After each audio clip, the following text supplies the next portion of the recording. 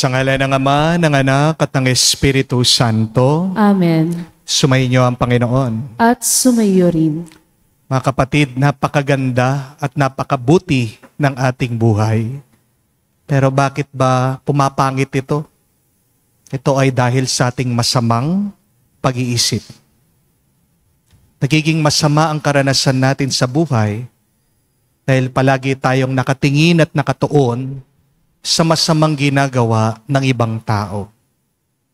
Kapatid, sa pamagitan ng banal na misang ito, ibalik natin ang ating tingin, ang ating tuon sa ginagawang mabuti ng Diyos.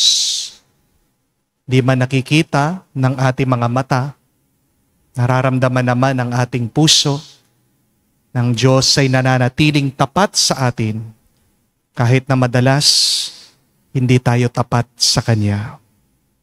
Aminin natin ang ating mga pagkakamali, ang ating kataksilan sa Kanya, ang mga panahon na kung saan nanatiling matigas ang ating mga puso, sa mga panahon na hindi pa rin tayo nagbago at hindi natin iniwan ang ating mga pagkakasala. Nilingin natin muli ang awa at pagpapatawad ng Diyos para tayo'y makitang minsan pa karapat-dapat makatanggap sa mga banal na misteryo. Inaamin ko Sa makapangyarihang Diyos at sa inyo, mga kapatid, na lubha akong nagkasala sa isip, sa salita, sa gawa at sa aking pagkukulang.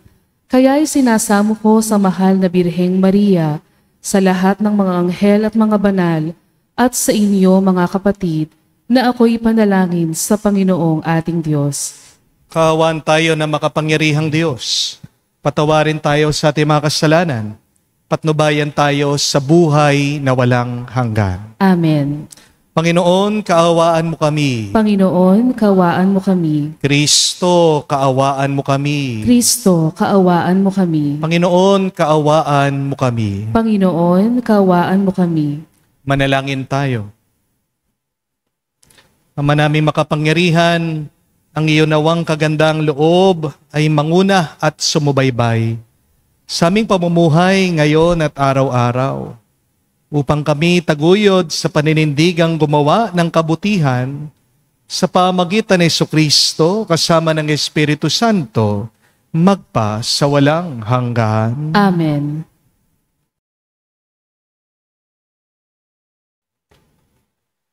Pagbasa mula sa sulat ni Apostol San Pablo sa mga taga-Roma.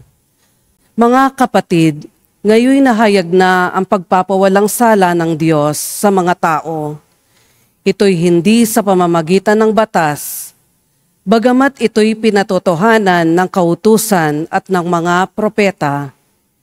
Pinawawalang sala ng Diyos ang lahat ng nananalig kay Jesucristo sa pamamagitan ng kanilang pananalig sa Kanya, maging Hudyo at maging Hentil. Sapagkat ang lahat ay nagkasala at walang sino mang karapat-dapat sa paningin ng Diyos. Gayunman, dahil sa Kanyang kagandahang loob, ay pinawalang sala sila sa pamamagitan ni Kristo Jesus na nagpalaya sa kanila. Siya ang itinakda ng Diyos na maging handog upang sa pagbubo ng kanyang dugo ay may patawad ang kasalanan ng tao sa pamamagitan ng pananalig sa Kanya. Ginawa ito ng Diyos upang ipakilalang siya'y matuwid, sapagkat noong una, nagtimpi siya at ipinagpahumanin ng mga kasalanang nagawa ng mga tao. At sa ngayon, pinawalang sala niya ang mga nananalig kay Jesus upang patunayang siya'y matuwid. Ano ngayon ang ating ipagmamalaki? Wala. Bakit? Dahil lamang ba sa hindi natin pagkatupad sa kautusan? Hindi, kundi dahil sa ating pananalig kay Kristo.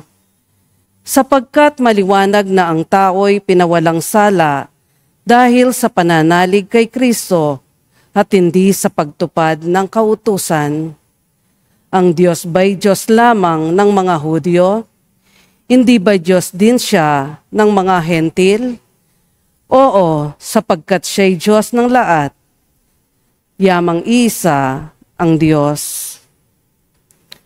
Ang salita ng Diyos. Salamat sa Diyos. Sa piling ng poong Diyos, may pag-ibig at pagtubos. Sa piling ng poong Diyos, may pag-ibig at pagtubos. Sa gitna ng paghihirap, tinawag ko'y Panginoon. Panginoon, ako'y dinggin pagka ako'y tumataghoy. Dinggin mo ang pagtawag ko't paghingi ng iyong tulong.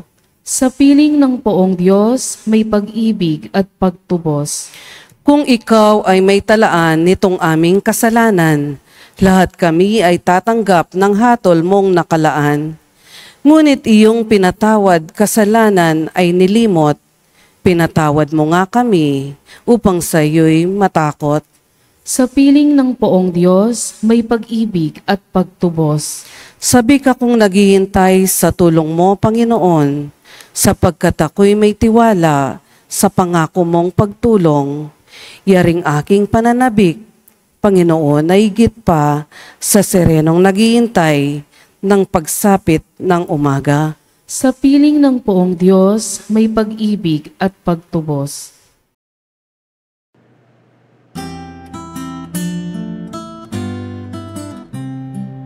Alleluia, alleluia, alleluia, alleluia, alleluia, alleluia, alleluia,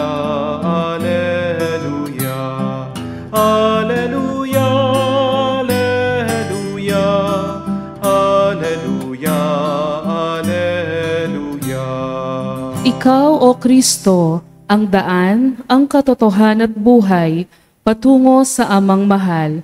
Aleluya, aleluya. Sumainyo ang Panginoon. At sumayo rin. Ang mabuting balita ng Panginoon ayon kay San Lucas. Papuri sa iyo, Panginoon. Nung panong yun, sinabi ni Jesus, kawawa kayo. Pinapatayo ninyo ng magagarang libingan ang mga propetang pinagpapatay ng inyong mga magulang. Sa ganitong paraan, kayo na rin ang nagpapatunay na sang-ayon kayo sa mga ginawa ng inyong mga magulang. Sapagkat sila ang pumatay sa mga propeta at kayo naman ang nagtatayo ng libingang puntod ng mga yaon. Dahil dito'y sinabi rin ng karunungan ng Diyos, magsusugo ako sa kanila ng mga propeta at ng mga apostol. Ang iba'y papatayin nila at uusigin ang iba. Sa gayoy, lalagpak sa lahing ito ang parusa dahil sa pagpatay sa mga propeta, buhat ng itatag ang sanlibutan. Magmula kay Abel hanggang kay Zacarias, na pinatay sa pagitan ng dambana, sunugan ng mga handog, at ng gusali ng templo. Sinasabi ko sa inyo, lalagpak sa lahing ito ang parusa dahil sa kanilang ginawa.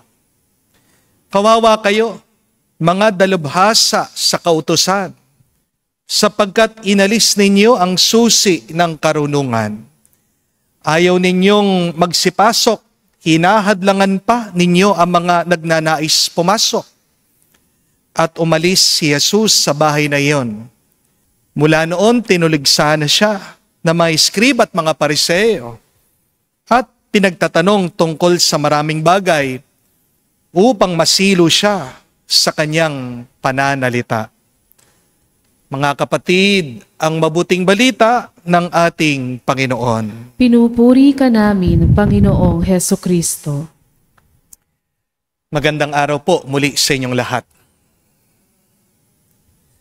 Sa tingin niyo po, anong mas maingay? Ang nagpuputol ng puno o yung nagtatanim at nagpapatubo ng halaman? Anong mas maingay? Yung nagpuputol. Di po ba? Anong mas maingay? Yung nakikipag-away o yung nagpapatawad sa nakasakit sa iyo? Ano po sa tingin niyo? Yung nakikipag-away. Amen? Anong mas maingay? Yung nagbibisyo o yung nagdarasal? Yung nagbibisyo. Ano pong ibig sabihin? Ito po, tandaan nyo. That negativity is much louder than positivity. Mas maingay ang gumagawa ng masama kesa dun sa gumagawa ka ng mabuti. Amen? Kaya mag-ingat po kayo. Hindi lahat na malakas ng boses ay may mabuting dahilan. Hindi lahat ng mga sumisigaw ay may malinis na kalooban. At hindi rin naman ibig sabihin ang tahimik ay walang ginagawang tama o mabuti. Di po ba? Marami sa news nagpapapansin, pero alam natin, hindi maganda ang kanilang layunin. Kahit na walang ingay sa iyong buhay, hindi ibig sabihin walang mabuting nangyayari sa iyo ngayon. Kahit po sa Biblia, itong ating narinig sa nabasang ebanghelyo, kalat daw po ang masama kaysa sa mabuti. Simula pa po nung ginawa ng Diyos ang mundo, si Abel, pinatay daw ng kanyang kapatid si Cain. Ang pari na si Zacarias, pinagbabato, pinatay, pinaslang ng mga tao sa mismong loob ng templo. At ngayon narinig naman natin ang mga Hudyo gustong patayin ang ating Panginoong Jesucristo dahil sa kanyang pagtutuwid sa kanilang mga baluktot na pagtuturo. Malakas makahawa ang negativity. Kaya nga pansinin niyo po, kapag nag-aaway, nagbabangayan ang mag-asawa, pati yung mga bata, yung mga anak nila, nagiging agresibo. Kapag stress ang boss, pati ang mga empleyado, nagiging masungit at bugnutin. Dahil may korupsyon sa ating mga namumuno, bumababa, kumakalat sa mga mamamayan. Pero ito po ang good news.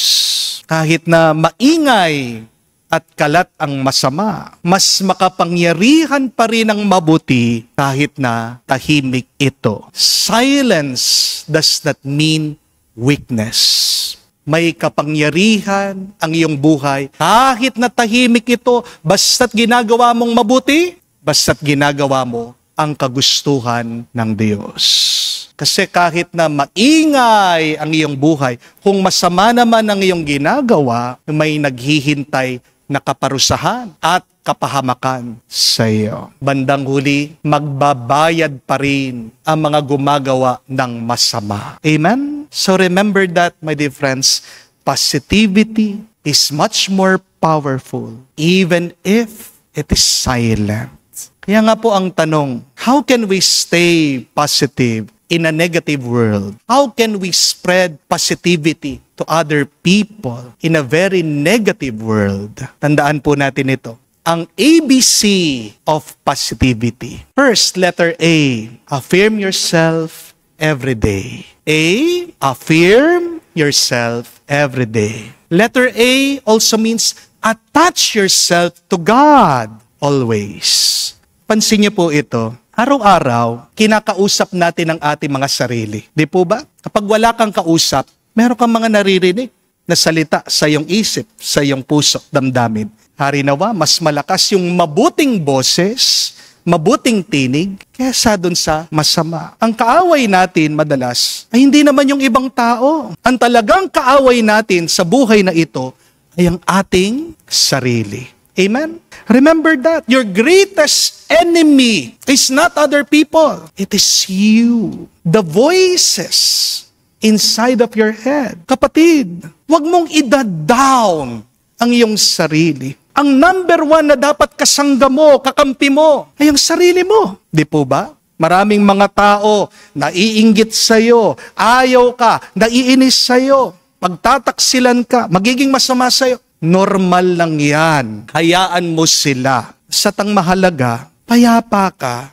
sa iyong kalooban. Hindi po ba? Kagising mo pa lang. Pagkatapos mo magpasalamat sa Diyos, anong kailangan mong gawin? Purihin mo naman ang iyong sarili. Sabihan mo naman ang mabuti ang iyong sarili. Basta't pagkabukas ng iyong mata, sabihin mo, praise the Lord, salamat Panginoon. Pagkatapos, i-affirm mo ang iyong sarili. Ang ganda mo, ang gwapo mo. Sabihan mo naman ang sarili mo, mabait ka, magaling ka talaga, masipag ka, ikaw ang the best. Tanong ko po, Sinasabihan niyo po bang sarili niyo na mahal niyo ang iyong sarili? Do you say that to yourself that I love you, I love myself? Sinasabi niyo po ba? Hindi po, no? Hindi kaya. Yan ang dahilan ng marami sa atin.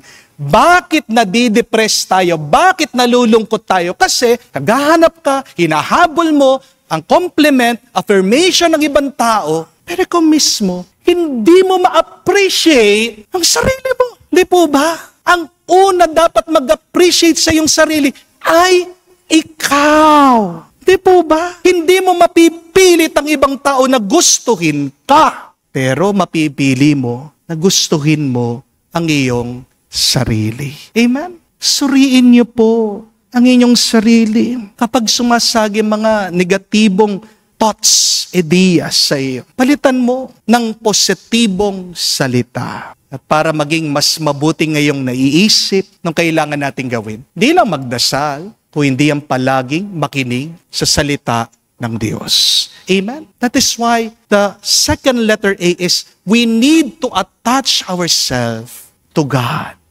Attach your thoughts to the Lord. Meditate. Think about God. Use your prayers as your inspiration. Marami po kasi sa atin itong problema. Sinasabi lang ang dasal. Hindi naman talaga sinasapuso ang ating pagdarasal. Hindi po ba? Do not only recite your prayers, but we should contemplate on our prayers. Dahil ang totoong pananalangin, dapat tumatagos sa puso. Di po ba? Ang totoong pagdarasal, dapat binabago ang iyong pagkatao. Kapag walang pagbabago sa sarili mo, anong ibig sabihin? Hindi tama ang iyong pananalangin. Baka dasal ka ng dasal, hindi mo nauunawaan yung iyong sinasabi. Di po ba? Tandaan, ang positibong buhay ay nag-uumpisa sa mabuting kaisipan. Yan po ang turo ni San Pablo sa atin. Sabi niya, be transformed by the renewal of your mind. Saan ang pagbabago? Sa nag-uumpisa? Sa kaisipan. Sa loob. Hindi sa labas. Magbihis ka man, pagka-porma-porma mo, pagka-mahal-mahal man ng iyong damit, mag-makeup ka, baguhin mo ang bahay mo, bumili ka ng bago sasakyan. Hindi magbabago talaga ang buhay mo kung di nagbabago ang nasa isip, nasa loob mo. Amen? So that is the first. Letter A, affirm yourself, attach yourself to God. But second, letter B, be firm with your values and principles. Nung ibig po sabihin, manindigan kayo. Manindigan ka, kapatid. Kasi kapag wala tayong mga values, principles, paninindigan, madali lang po tayong matangay ng mga negatibong tao at masamang karanasan natin sa buhay. Di po ba? If you are not strong, you will be swept away by the negativities of life. Hindi ka babagsak sa iyong buhay kung nakaugat ka ng mabuti. Di po ba? Kaya nga, kahit na hindi ka na mahal ang asawa mo, pinagpalit ka sa ibang babae, hayaan mo. Ang mahalaga ngayon, mahalin mo ang iyong anak. Di po ba? Kahit na ginigipit ka sa iyong negosyo, magtrabaho ka pa rin ng totoo at tapat. Sinisiraan ka ng ibang tao, okay lang. Be humble. Amen? Nakakagalit na korap ang ating gobyerno. Napakabilis na sigilin tayo sa ating mga tax. Nilulustay lang pala ang ating mga buwis. Pero ikaw, huwag kang gagaya sa mga loko-lokong namumuno. Huwag kang magiging korap. Di po ba? Mga kapatid, huwag tayong magpapaapekto sa mga ibang negatibong tao. Isipin nyo na lang po ang ating Panginoong Jesucristo. Kung nagpaapekto siya doon sa ginagawa ng iba. Sabi, hinahanapan siya ng butas.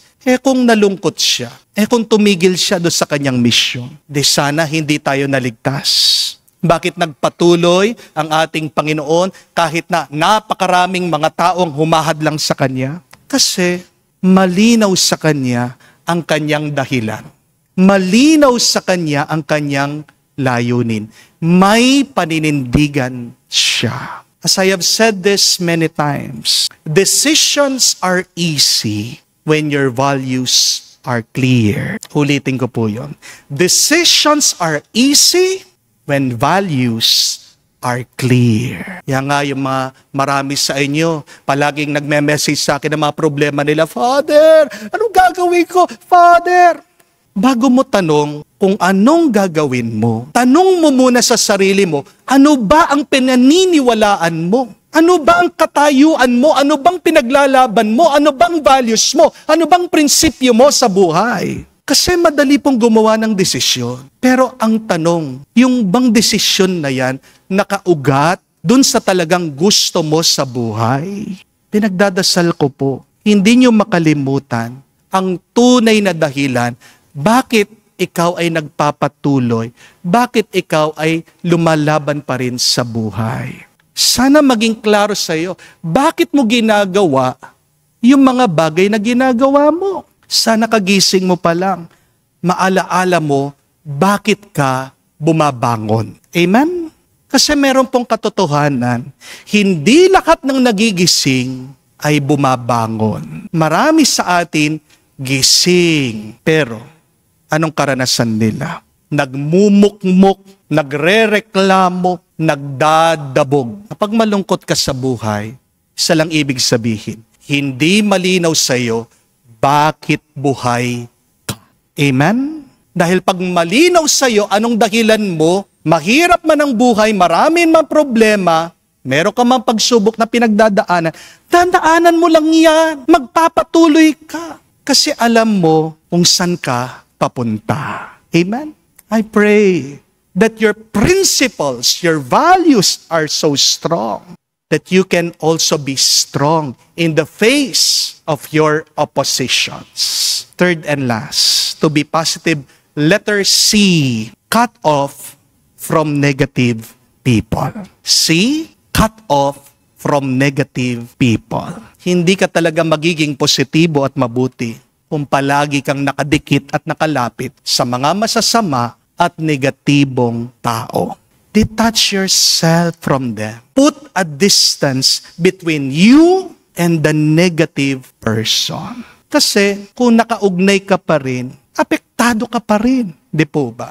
Alisin niyo po yung source ng negativity. Madami yan. Social media, ang balita, chismis ng ibang tao. Pag narinig mo ang mga yan, parang mga binhi na katanim sa ating isip, tumutubo, magkakaroon ng bunga. Di po ba? Alam niyo po ba, meron silang tinatawag ngayon na social media detox. Therapy po. Para sa mga depressed, merong anxiety, merong mga pinagdadaanan na mabigat. Kasi po, napansin nila, dahil po sa social media, kaya nagiging negatibo tayo eh. Hindi niyo po napansin, magsimula nung nagkaroon po ng Facebook, dumami yung mga chismosa. Di po ba? Kasi palagi mong kinukumpara yung iyong sarili sa iba. Buti pa yung kapatid ko, pumunta ng Boracay. Hindi ako makaalis dito. Buti pa siya. Bumili ng bagong sasakyan. Buti pa siya bago ang kanyang bahay. Yan ang epekto ng social media. Di po ba? Magsimula nung nagkaroon ng social media, pansinin niyo po, naging napaka-war freak na mga tao. Basta ka lang sa comment section. Ang sasama ng kanilang mga tinatay. Nagmumura kung ano-anong sinasabing pangit, pangungutya sa ibang tao. Di na tayo nagiging makatao. At magsimula po, nung nagkaroon ng social media, ng internet, dumami na rin ang fake news. Di po ba? Kaya anong ginagawa ng iba? Social media detox. For the whole day, iwanan mo muna, huwag mong hahawakan ang iyong cellphone. Kaya niyo po ba? Kung hindi mo kaya, isang ibig sabihin, addicted ka na. Kung kayang palitan mo yung iyong cellphone sa Biblia, ano kayang mangyayari sa atin? Kung yung trato natin sa ating cellphone, ganun ang gagawin natin sa Biblia. Kagising mo pa lang, kukunin mo na yung Biblia. Habang ikaw ay nasa loob ng sasakyan, imbis na cellphone, Biblia ang iyong binabasa. Bago ka matulog, imbis na nanonood ka ng cellphone, Biblia ang iyong inuunawa. Ano kaya mangyayari sa iyo? Ang ganda po siguro, no? Magbabago ang buhay mo. Distance yourself from the source of negativity. At kung hindi mo man malayo ang iyong sarili sa taong yan, Father, biyanan ko eh. Di po ba? Father, katrabaho ko eh. Anong ibig sabihin? titigilan ko na po ba ang trabaho ko? Magwi-quit na po ba ako? Kung hindi nyo man matigilan, malayo ang iyong sarili, physically, dyan sa taong yan, spiritually, emotionally, intellectually, layo mong yung sarili. Pwede naman po. Kasi tandaan niyo, nasa iyo kung saan mo itutuon, ilalagay ang iyong kaisipan. Tandaan niyo po, ang remote control ng iyong isip, hawak mo. Huwag mong ipapahawak yan sa ibang tao. Amen? Kung ayaw mong yung naiisip, edi palitan mo. Kamukha po. Pag tayo nanonood sa TV, di ba? Papalitan mong channel. Kaya mo din naman magawa sa iyong isip. Change the frequency. Change what you think. Posible, magagawa mo, may kapangyarihan ka para gawin ito. Kaya, pansin niyo po ang ating Panginoong Jesucristo sabi, lumayo siya dito sa mga taong ang sasama ng ugali. Dahil habang nandun siya, hindi siya nakakagawa ng himala at ng milagro. Oo, mahal tayo ng Diyos kahit na tayo makasalanan, pero hindi ibig sabihin tatanggapin ng Diyos ang ating mga kasalanan. God cannot accept our sinfulness. That is why you cannot blame God if He put a distance between us and Him. Tandaan niyo po, ang ating Panginoong Jesucristo nakagawa ng milagro doon sa mga taong may malalim at malakas sa pananampalataya sa Kanya. So ask yourself that question. Do you really trust the Lord? How deep is your faith? Also remember that beautiful things happen when you put a distance yourself from negativity. Gumaganda ang iyong buhay kapag lumalayo ka sa mga masasama. Magkakaroon tayo ng masamang karanasan. Hindi natin maiiwasan ang mga negatibong tao, mga toxic na tao. Pero handa na tayo. Tandaan natin ang ABC ng pagiging positibo. First, affirm yourself every day. Attach yourself to God. Letter B, be firm with your values, with your principles. And letter C, cut off from negative people. Pray, my dear friends, your life will be positive through the grace of God so that you will become a light in this dark world. Kapag ikaw ay papaapekto sa mga negatibong tao, hindi ka magiging pagpapala ng Diyos sa iba. Harinawa, maging mabuti ang iyong isip at puso para magkaroon ka ng tunay na tuwa at kapayapaan. Sa oras ng iyong pangangailangan, Amen.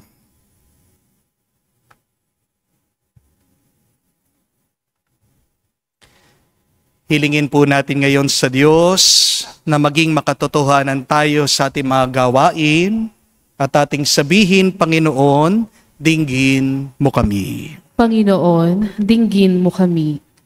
Sa ating buhay, bilang bahagi ng bayan ng Diyos, naway magampanan natin ang mga hamon ng Ebanghelyo sa ating palagiang pagsaksi.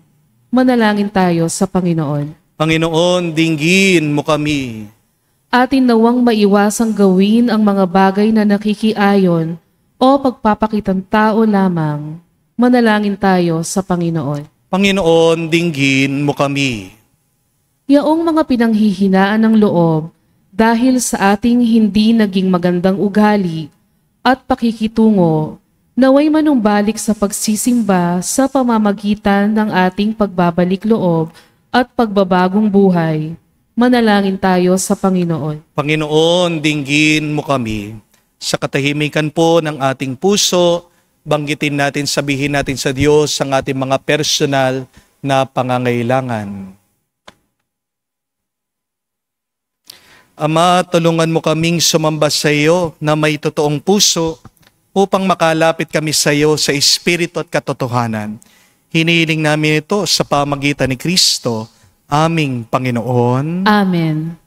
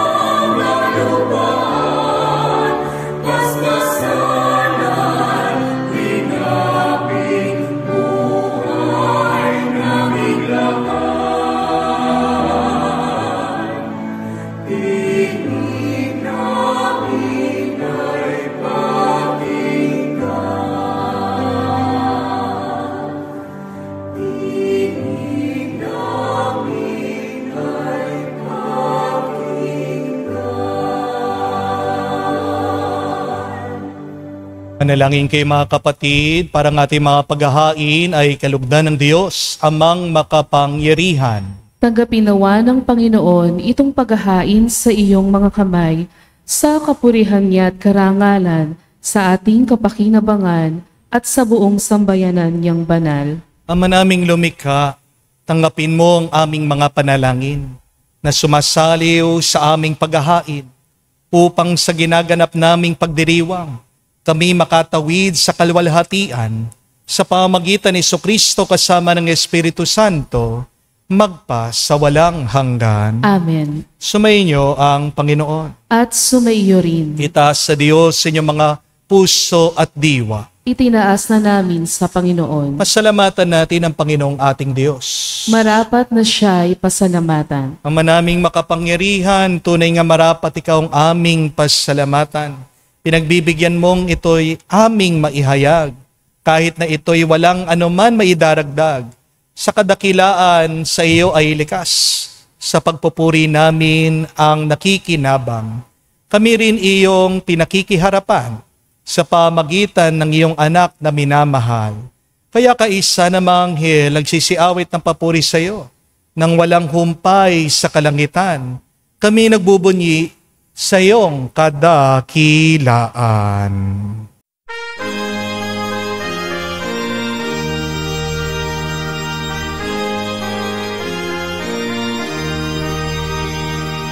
Santo, Santo, Santo, Panginoong Diyos ng mga hukbo. Napupuno ang langit at lupa ng kadakilaan mo. Hosana sa kaitasan, pinagpalang na paninito sa ngalan ng Panginoon. Hosana sa kaitasan, Hosana sa kaitasan. Ama naming banal, ikaw ang bukal ng tanang kabanalan.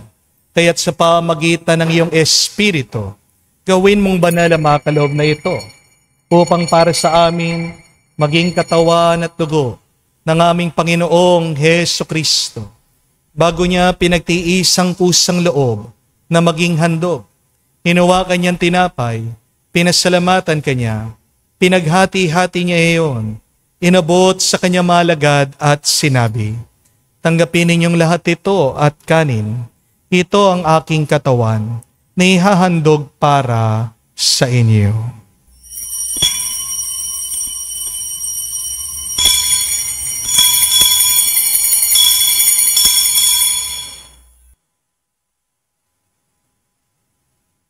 Gayon din naman na matapos ang hapunan, hinawakan niyang kalis. Muli kanyang pinasalamatan. Nabot niya ang kalis sa kanyang malagad at sinabi, "Tanggapin ninyong lahat ito at inumin. Itong kalis ng aking dugo, ng bago at walang hanggan tipan. Ang aking dugo na ibubuhos para sa inyo at para sa lahat, sa ipagpapatawad ng mga kasalanan. Gawin ninyo ito sa pag-aalaala sa akin."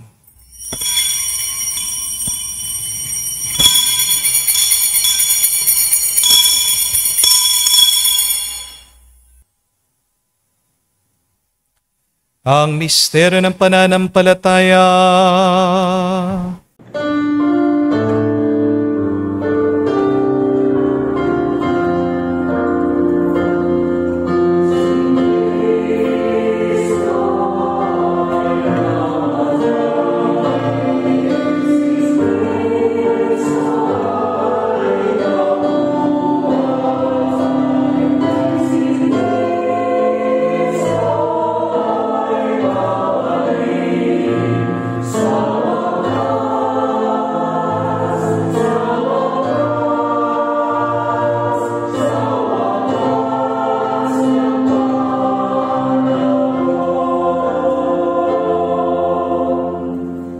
Ang mga ginagawa namin ngayon ng pag-alaala sa pagkamatay muling pagkabuhay ng iyong anak. Kaya tinialay namin sa iyo ang tinapay na nagbibigay buhay at ang kalis sa nagkakaloob ng kaligtasan. Kami nagpapasalamat dahil kami yung minarapat na tumayo sa harap mo para maglingkod sa iyo. Sinasamo namin kami magsalo-salo sa katawan at tugon ni Kristo ay mabuklod sa pagkakaisa sa pamagitan ng Espiritu Santo. Amalingapin mong iyong simbahan, laganap sa buong daigdig. Puspusin mo kami sa pag-ibig. Kaisa ni Leon ang aming Santo Papa, si Florentino aming Arsobispo at ng Tanang Kaparian. Alalahanin mo rin ang aming mga kapatid na nahimlay. May pag-asang sila'y muling mabubuhay. Gayon din naman lahat ng mga pumanaw. Kawan mo't sila't patuloyin sa iyong kaliwanagan. Kawan mo't pagindapatin kaming lahat. Makasalo sa iyong buhay na walang wakas. Kaisa na mahal na Birhen Maria, Ina ng Diyos. Kaisa ni San Jose ang kanyang malwalhating esposo. Kaisa ng mga apostol, lahat ng mga banal, na namuhay dito sa daigdig na kalugod-lugod sa iyo. May pagdiwang nawa namin ang pagpupuri sa ikararangal mo sa pamagitan ng iyong anak, aming Panginoong Jesucristo. Sa pamamagitan ni Kristo, kasama niya at sa Kanya, ang lahat ng parangal at papuri ay sa iyo, Diyos Ama, makapangyarihan, kasama na Espiritu Santo, magpasawalang hanggan. Amen, Amen, Amen. Sa nakagaling na utos sa turo ni Jesus sa Panginoon natin at Diyos, ipahayag natin ang lakas, loob.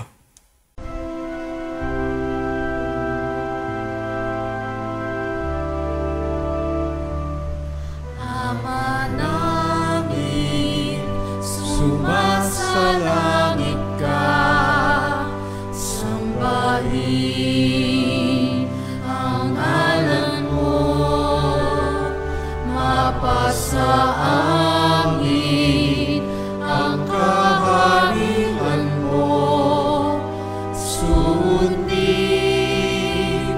ang loob mo dito sa lupa, para nang sa langit. Bigyan mo kami ngayon ng aming kakanin sa araw-araw,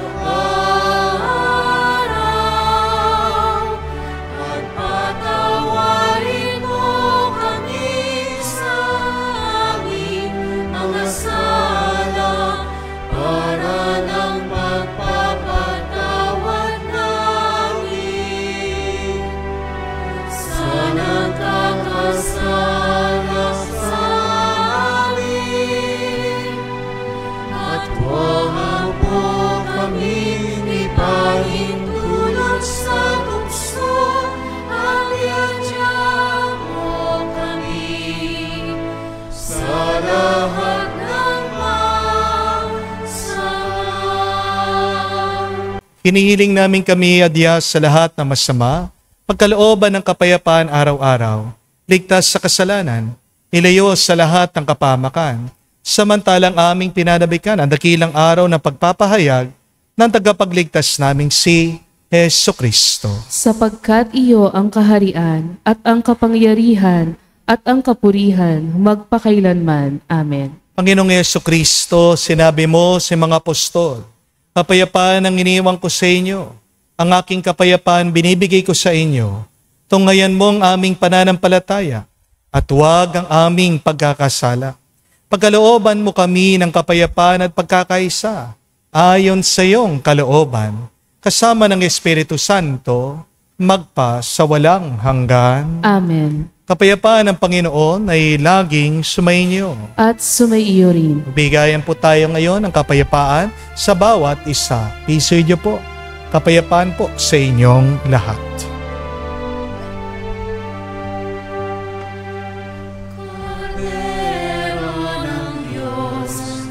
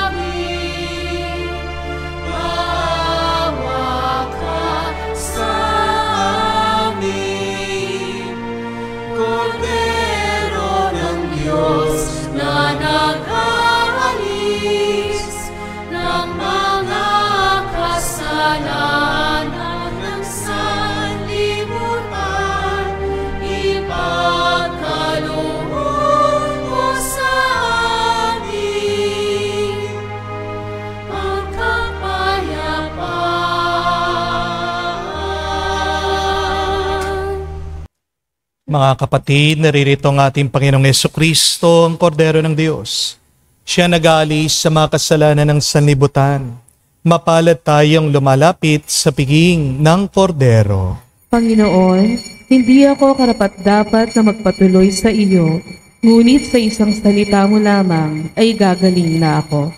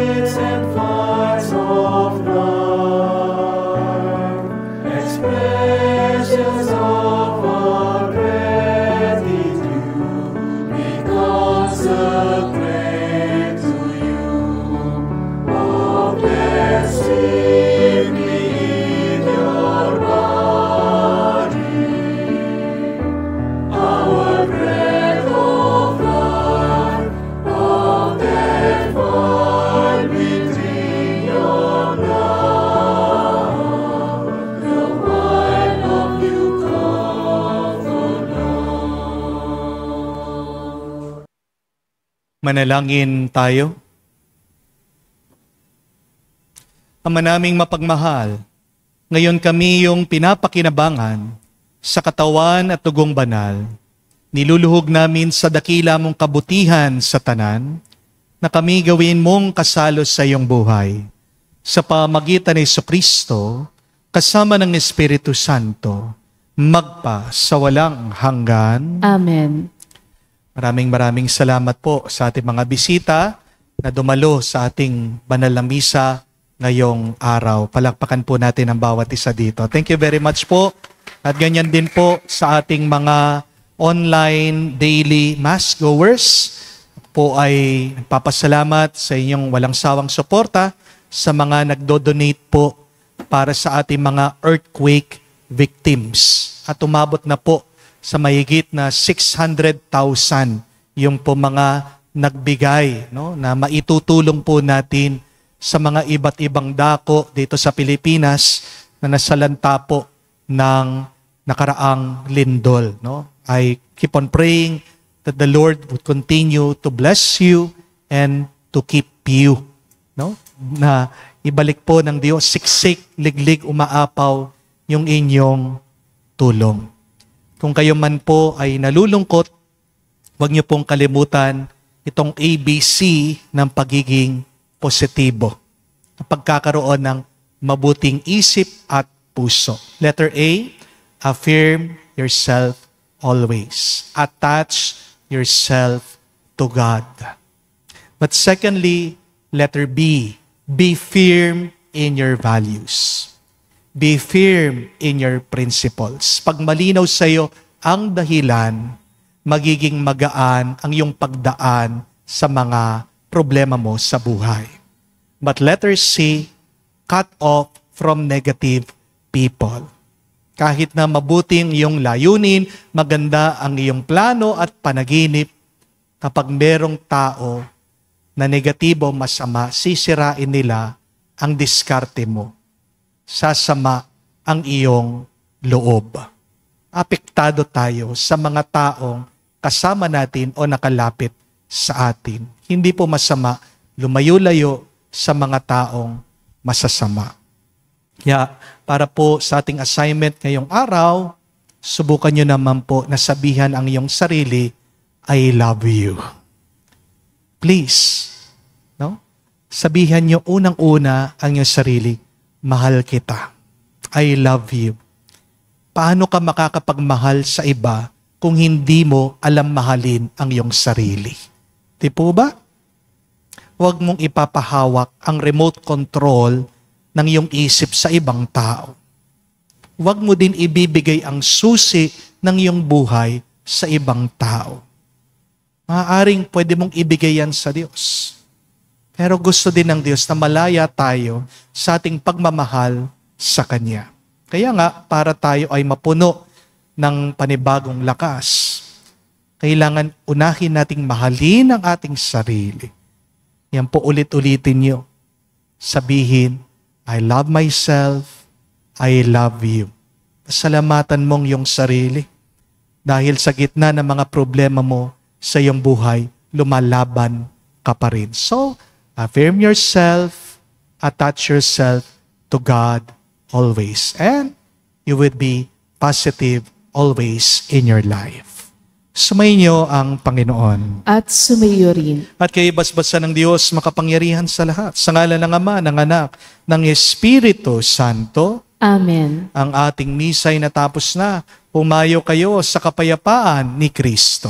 Salamat sa Diyos.